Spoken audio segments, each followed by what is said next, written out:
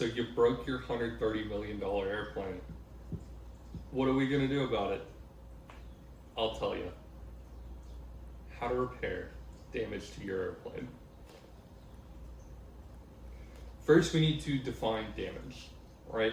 Damage is any defect with the plane at all, anything that can cause the plane harm or reduce its fuel economy or aerodynamicness, that's damage. But its true definition is defined as a cross-sectional area change or permanent distortion to the structure. So anything in an area that makes the area bigger or smaller or permanently changes the way something looks is damage. We've got 3 types of damage, and they're kind of synonymous with each other and a little bit misleading. So we have allowable damage. Allowable damage is damage that is within tolerance. Usually nothing needs to be done about it immediately. However, eventually it does have to get fixed. We've got repairable damage. Damage that is not in the allowable tolerance, but can be fixed with a repair in the book. You don't need any special permissions, you don't need to contact engineering, you just do what's in the book, and it's done. And then we've got out of limits damage.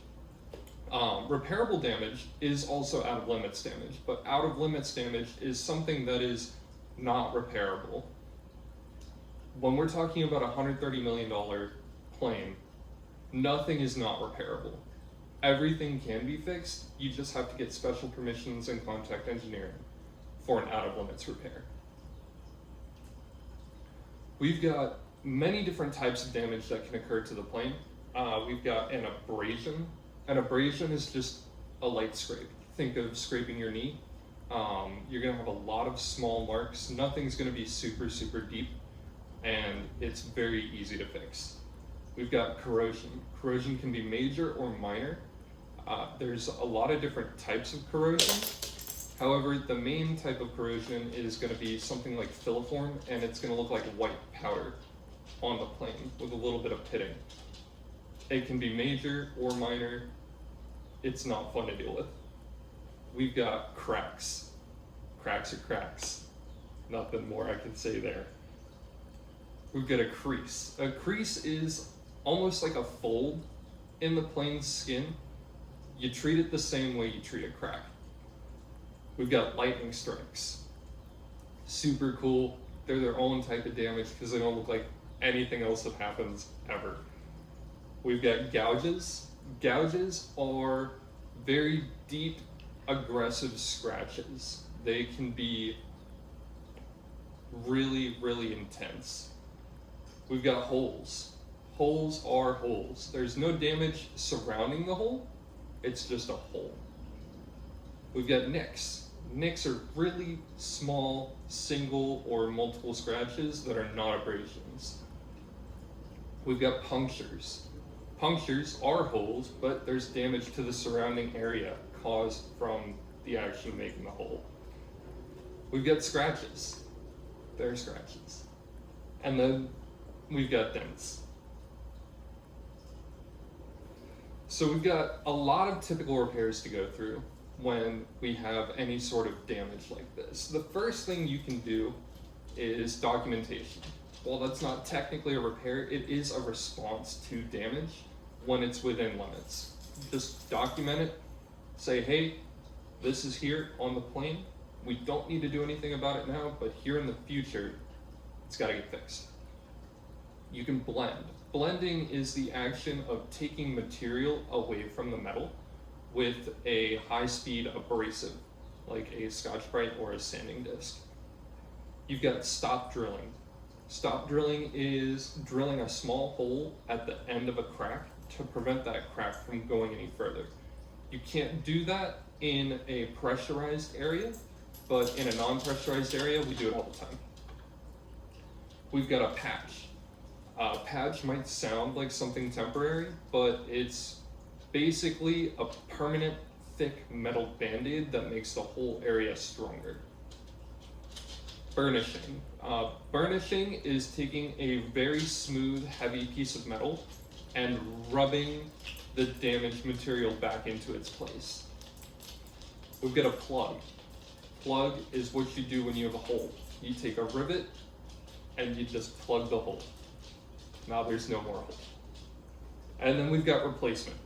Replacement is when you can't do anything else, you just take everything apart and replace that damaged part. Now put everything back together.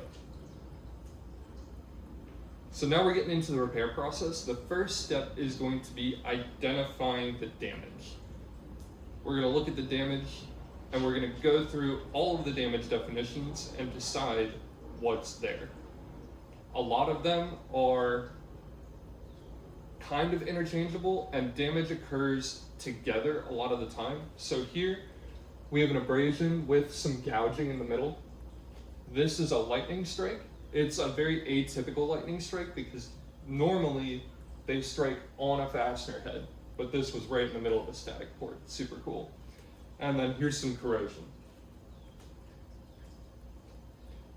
Next step, you're going to do your research. We need to know the general area and the specific location on the plane where the damage is located. When we're documenting damage, we go by stringer and station locations. They're very specific. They happen every 20 inches, and it's a great way to tell where stuff is at on the plane. Then you're going to go into the SRM and you're going to find your damage limits. Limits are different for each type of damage in each different location. You have to get really specific. Next, we're going to take measurements. So we're going to use tools like scales, micrometers, vernier calipers, and depth gauges, and we're going to measure every possible dimension of damage. We're talking length, width, depth. If it's a hole, we're getting the size of the hole. Crack, we're measuring every angle of the crack to get the total crack length. Yeah, measurements are fun. Next, we're going to determine the appropriate maintenance action per the book, right? So with abrasions, you can either burnish or blend them. This is all typically what you would do. Corrosion, you're going to blend, patch, or repair, or replace. With cracks, you're going to stop drill or patch. With creases, you're going to patch them. With lightning strikes, you're either going to plug or patch. With gouges, you're going to blend or patch. With holes, you're going to plug or patch. With nicks, you're going to blend or patch. With punctures, you're definitely just going to patch. Scratches, you're going to blend or patch. And then dents, you're going to document or patch. Next step, after you determine what repair you're going to use, you're going to accomplish the repair. You go through and step by step accomplish every action that's in the book, and you fix the plane. So here we've got a repair that I worked on where there was corrosion on this window post right here. Out of limits, only thing we could do was replace this whole window frame. So we took away all of this because it all hooks into that area. Replace that window frame, put it all back together. Here's another repair I've done. This window post cracks, so we do a patch, a doubler, and a tripler over it to prevent any more damage from happening. It makes the area really, really strong. Here's another repair I've done. The wings on these 737-800 new gens with provisional winglets were cracking. You cut the crack out, make it a hole, and then you throw a patch over it. So this was part of the process in working that repair, and then this is what the repair looks like when it's all finished. After you complete the repair, you have to satisfy your inspection requirements. That can be a high frequency eddy current, it can be a dye penetrant, it can be a magnification, a detailed visual inspection, or an ultrasound. All of these are just to make sure all the damage is gone and taken care of. And then after this, You complete your documentation.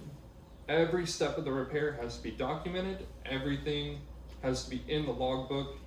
After everything's all up to date, everything's signed off, you have all your references in order, you're done. And you fixed your airplane. Here are my sources. I've got the Boeing 737, New Gen Structural Repair Manual, Section 51, the FAA AC 4313, and then we've got Title 14 of the Code of Federal Regulations, Part 43. Thank you all for watching.